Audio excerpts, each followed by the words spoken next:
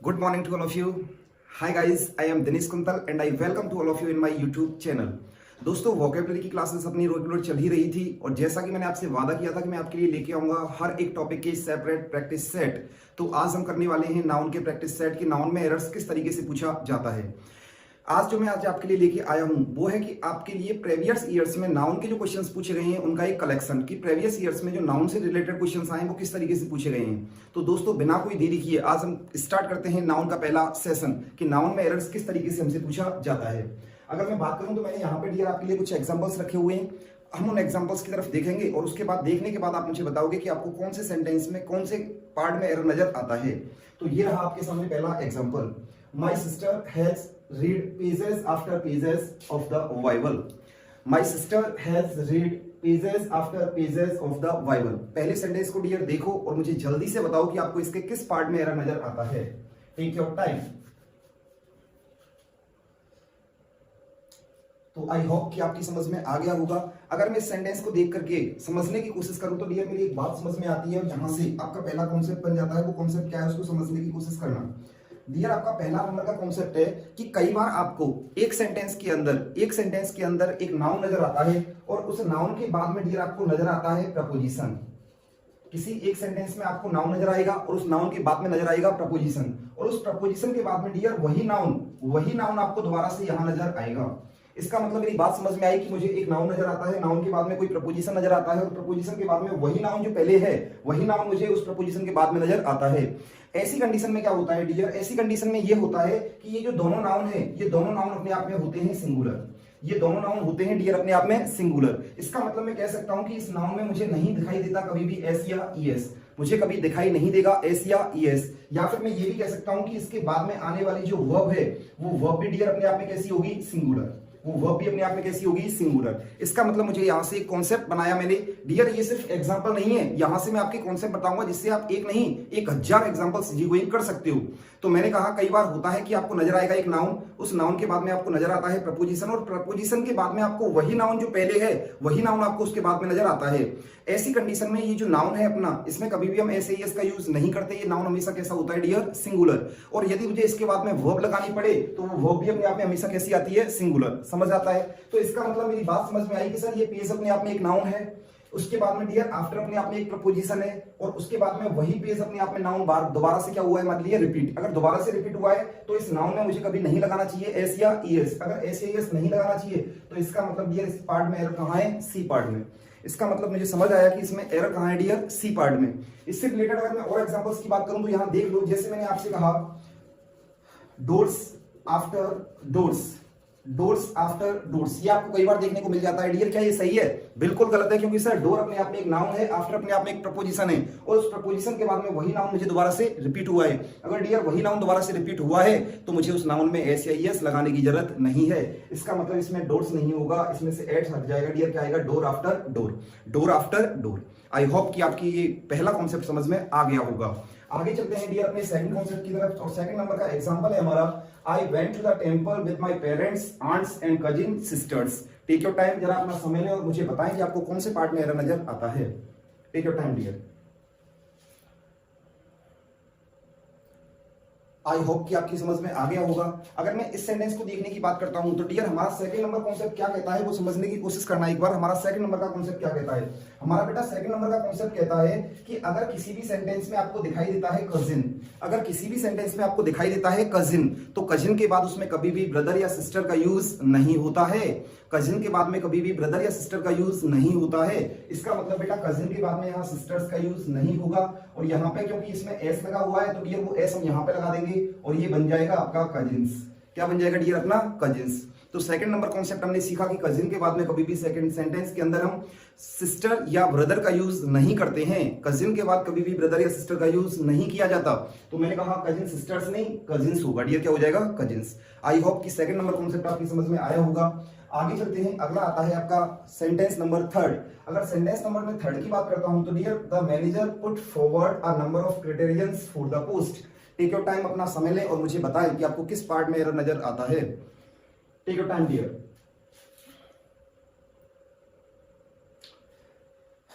समझ में आ गया होगा आई होप। तो अगर मैं बात करूं तो बेटा जब आपने ऑफलाइन क्लासेस ली थी तो मैंने आपको बताया था, अगर आपको कुछ याद हो तो नोट्स देखना एक बार, अगर आपको याद हो डियर, तो मैंने आपको कहा था कि किसी भी सेंटेंस में अगर आपको दिखाई देता है अ नंबर ऑफ, अगर किसी भी सेंटेंस में डियर आपको दिखाई देता है अ नंबर ऑफ, तो अ नंबर ऑफ के बाद में, अ नंबर ऑफ के बाद में आने वाला जो नाउन है, अ नंबर ऑफ के बाद में डियर जो आने वाला नाउन है वो नाउन हमेशा कैसा आता है बच्चा, प्लूरल आता है।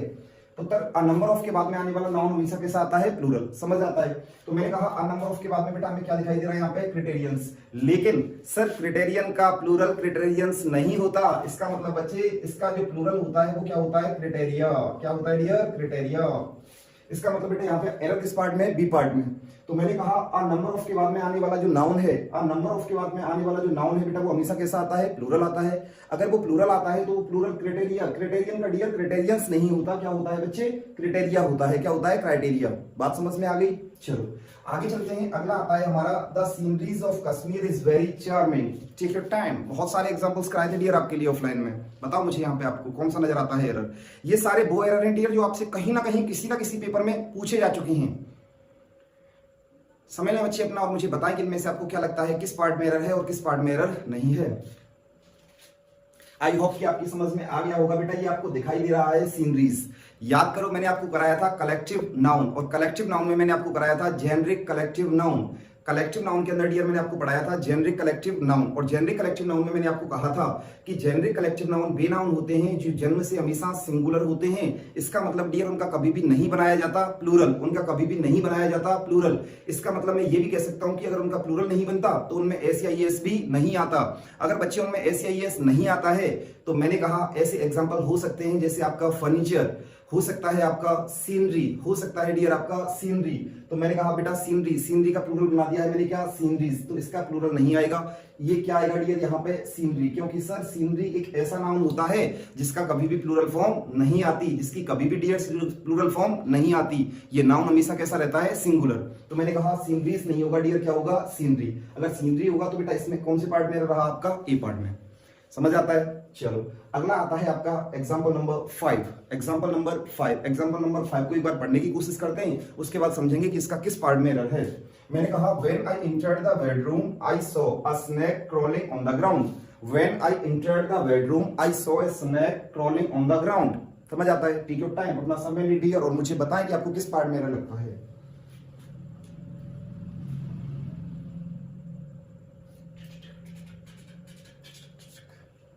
आई होप कि आपकी समझ में आ गया होगा।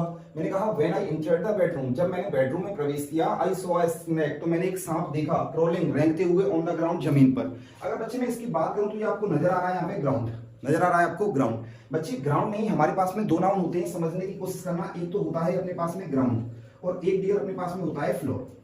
एक तो होता है अपने आप में ग्राउंड और एक होता है अपने आप में फ्लोर। ग्राउंड किसे बोला जाता है बच्चे, ग्राउंड बोला जाता है हमारे घर से बाहर की जो जमीन होती है उसकी जो ऊपरी सरफेस होता है, उसकी जो ऊपरी सतह होती है, उसे हम बोलते हैं ग्राउंड।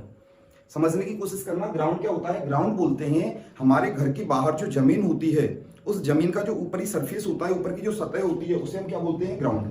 बेटा फिर फ्लोर क्या होता है, फ्लोर का मतलब होता है सर घर के अंदर की जो जमीन होती है उसकी ऊपरी सतह को हम क्या बोलते हैं, फ्लोर बोलते हैं। घर की जो जमीन होती है उसकी ऊपरी सतह को हम क्या बोलते हैं, फ्लोर बोलते हैं। समझ आता है। अगर बेटा ये है तो मैंने कहा मुझे एक बात बताओ, when I entered the bedroom, जब मैं बेडरूम में गया, जब मैंने बेडरूम में प्रवेश किया, इसका मतलब बात उसकी घर की हो रही है, उसके घर के बाहर की हो रही है।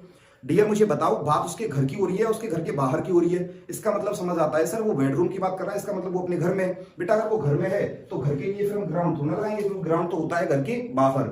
घर के अंदर बेटा ग्राउंड नहीं, घर के अंदर क्या होता है, फ्लोर होता है। अगर फ्लोर होता है तो मैंने कहा बेटा फिर इस पार्ट में कहां एरर है, सी पार्ट में। डियर एरर किस पार्ट में, सी पार्ट में। बेटा ग्राउंड नहीं आएगा, क्या आएगा, फ्लोर आएगा। आई होप आपकी क्लास समझ में आ रही होगी।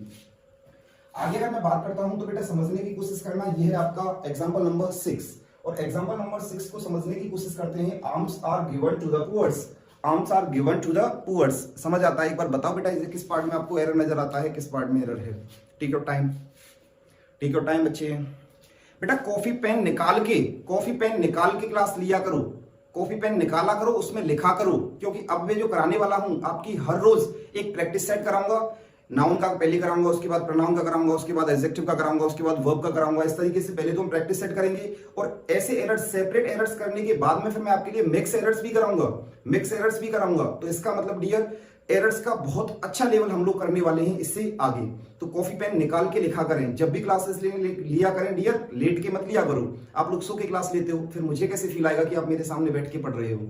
इसका मतलब बैठ के पढ़ा करो, कॉफी पेन निकाल लिया करो, उसके बाद क्लास लिया करो डियर।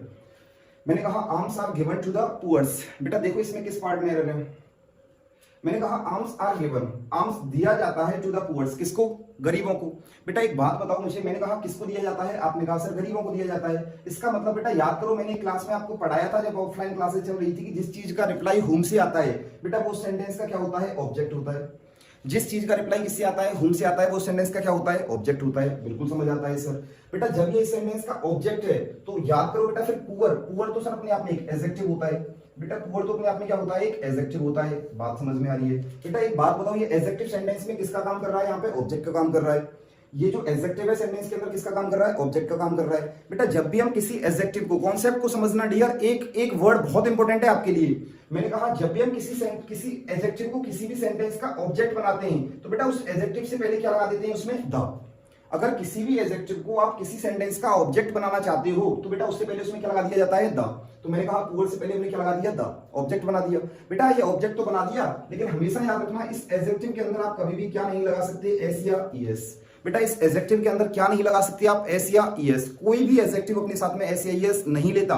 अगर एस या ईएस नहीं लेता तो बेटा फिर पुअर्स कहना कैसा हो जाएगा, गलत। सही क्या होगा डियर, पुअर। बेटा पुअर्स कहना कैसा हो जाएगा, गलत। सही क्या होगा, पुअर। इसका मतलब एक बात समझ में आई सर कि किसी भी एडजेक्टिव को बेटा अगर आप किसी सेंटेंस का ऑब्जेक्ट बना रहे हो तो सबसे पहले आपको उसमें लगाना होगा आर्टिकल द, और गलती से भी उस एडजेक्टिव के अंदर आप क्या नहीं लगा सकते, एस या ईएस नहीं लगा सकते। इसका मतलब बेटा पुअर्स नहीं, क्या आएगा, द पुअर। क्या आएगा dear, the poor. I hope आपकी समझ में आई होगी। आगे चलते हैं बेटा, आगे आता है आपका क्वेश्चन नंबर 7। और क्वेश्चन नंबर 7 क्या कहता है आपका, क्वेश्चन नंबर 7 कहता है whenever he goes to Mumbai he stays in 5 stars hotels. Take your time, अपना समय लें और फिर मुझे बताएं किस पार्ट में आपको डियर एरर नजर आता है। समय लें अपना।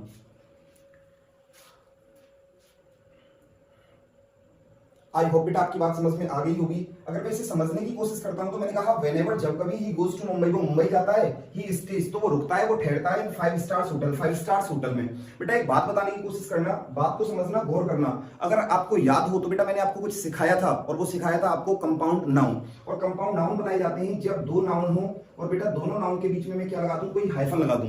जब दो नाउन के बीच में क्या लगा दिया जाता है, कोई हाइफन लगा दिया जाता है, तो उससे बन जाता है आपका, तो आपका डियर बन जाता है कंपाउंड नाउन। जब दो नाउन के बीच में क्या लगा दिया जाता है, हाइफन, तो उससे आपका कंपाउंड नाउन बन जाता है। अगर बेटा आपका कंपाउंड नाउन बन जाता है तो मैंने कहा कंपाउंड नाउन ऐसी कंडीशन में बेटा, कंपाउंड नाउन में हम क्या नहीं लगाते, एस या ईएस, एस या ईएस। बेटा समझने की कोशिश करना। अगर मैं आपसे ये कहूं 5 स्टूडेंट्स, सही है या गलत है? बेटा 5 स्टूडेंट्स कहना सही होगा या गलत होगा? बेटा बिल्कुल गलत होगा, क्योंकि दोनों नाउन के बीच में क्या लगा हुआ है, हाइफन। अगर हाइफन लगा हुआ है तो ये नाउन कभी भी प्लूरल नहीं आता, ये नाउन कैसा होता है, सिंगुलर। अगर ये सिंगुलर होता है तो डियर स्टूडेंट्स नहीं होगा, क्या होगा, स्टूडेंट। बच्चे क्या होगा फिर, ये स्टूडेंट। समझ में आता है। लेकिन अगर मैं ये लिखने की कोशिश करता हूं 5 स्टूडेंट, बेटा अब ये सही है या गलत है? अब ये सही है गलत है? अब डियर ये बिल्कुल गलत है। गलत क्यों है? क्योंकि इसके बीच में अब हाइफन नहीं है, और अगर इसके बीच में हाइफन नहीं है तो इसका मतलब बेटा फिर बाद वाला नाउन आपका कैसा आएगा, क्योंकि स्टूडेंट कितने हैं, 5, और बेटा 5 स्टूडेंट सिंगुलर नहीं प्लूरल है। इसका मतलब बेटा अब स्टूडेंट नहीं आएगा, अब क्या आएगा, स्टूडेंट्स। एक बात समझ में आई, यहां से एक कॉन्सेप्ट चुराया हमने कि अगर दो नाउन के बीच में हाइफन लगा हुआ है तो बेटा हाइफन के बाद वाले नाउन को में हम कभी भी एस एस नहीं लगाते। लेकिन अगर दो नाउन के बीच में हाइफन नहीं है तो इसका मतलब बाद वाला नाउन प्लूरल आता है। डियर कैसा आता है, प्लूरल। तो इसका मतलब मेरी बात समझ में आई बेटा कि 5 और स्टार, इन दोनों के बीच में हाइफन है। अगर हाइफन है तो पीछे स्टार्स नहीं, फिर क्या आएगा डियर, स्टार आएगा। क्या आएगा बच्चे, स्टार आएगा। क्या आएगा डियर, स्टार। चलो आगे समझने की कोशिश करते हैं। अगला आता है आपका एग्जाम्पल नंबर 8। और एग्जाम्पल नंबर 8 को अगर मैं समझने की कोशिश करूं तो यह है, it is a big blunder but we have to ignore it. It is a big blunder but we have to ignore it. अगर मैं इस सेंटेंस को समझने की कोशिश करूं तो बेटा यहां पे लिखा हुआ है बिग ब्लंडर। बिग ब्लंडर, बेटा ब्लंडर का मतलब होता है गलती। ब्लंडर का मतलब क्या होता है, गलती। इसका मतलब समझना बेटा, एक बात समझना, एक तो होता है आपका मिस्टेक। बेटा मिस्टेक का मतलब भी गलती होता है, और एक होता है आपका ब्लंडर, एक होता है बच्चे आपका ब्लंडर। समझ में आता है। मिस्टेक का मतलब होता है बेटा गलती, मिस्टेक का मतलब क्या होता है, गलती, और ब्लंडर का मतलब होता है बहुत बड़ी गलती। समझना, मिस्टेक का मतलब होता है गलती और ब्लंडर का मतलब होता है बहुत बड़ी गलती। बेटा एक बात बताओ, जब ब्लंडर का मतलब ही बहुत बड़ी गलती है तो इससे पहले आप फिर बिग क्यों लगा रहे हो? जब ब्लेंडर का मतलब ही बहुत बड़ी गलती है तो इससे पहले आपको फिर बिग लगाने की जरूरत नहीं है, क्योंकि बेटा बिग की जो मीनिंग है वो तो ब्लेंडर के अंदर खुद छुपी हुई है, हिडन मीनिंग है। बिग की जो मीनिंग है वो तो इसके अंदर खुद छुपी हुई है, क्योंकि ब्लेंडर का मतलब ही क्या होता है, ब्लेंडर का मतलब होता है बड़ी गलती। बड़ी गलती तो इसका मतलब बेटा बड़ी गलती, ये बड़ा वर्ड, ये जो बिग है ये तो बेटा इसके अंदर इसकी मीनिंग छुपी हुई है ऑलरेडी। अगर छुपी हुई है तो हमें इससे पहले बिग लिखने की जरूरत नहीं है। जैसा कि मैं आपको समझाने की कोशिश करूं बेटा, आपने कई बार देखा होगा जब हम हिंदी में सेंटेंस बोलते हैं तो आप लोग कभी बोलते हो कि मुझे गीला पानी लेके आओ। आपने कभी बोला है कि मुझे गीला पानी लेके आओ, क्योंकि बेटा पानी होता ही अपने आप में कैसा है, गीला। तो इसका मतलब मुझे उससे पहले गीला लिखने की जरूरत नहीं है। बेटा ब्लेंडर का मतलब होता है बड़ी गलती। जब बड़ी गलती है तो उससे पहले आपको बिग लिखने की जरूरत नहीं है। अगर बिग लिखने की जरूरत नहीं है तो बेटा केवल क्या आएगा, ब्लेंडर। आई होप कि आपकी ये क्लासेस बेटा समझ में आई होगी। तो मैंने यहां से आपको 8 एग्जांपल्स नहीं 8 कॉन्सेप्ट समझाने की कोशिश की है। ये 8 एग्जांपल्स नहीं है डियर, ये 8 कॉन्सेप्ट हैं आपके, और हमारी ऐसी ही क्लासेस आगे आती रहेंगी। अगर आपकी वीडियो समझ में आई है तो डियर इसे लाइक करें, शेयर करें दोस्तों के साथ में। बच्चे शेयर करना ना भूलें, क्योंकि हमेशा याद रखना जो दूसरों की मदद करता है भगवान उसकी मदद करता है। ऐसा नहीं है कि आप लोग ये सोचो कि नहीं अगर मैं पढ़ गया कोई मेरा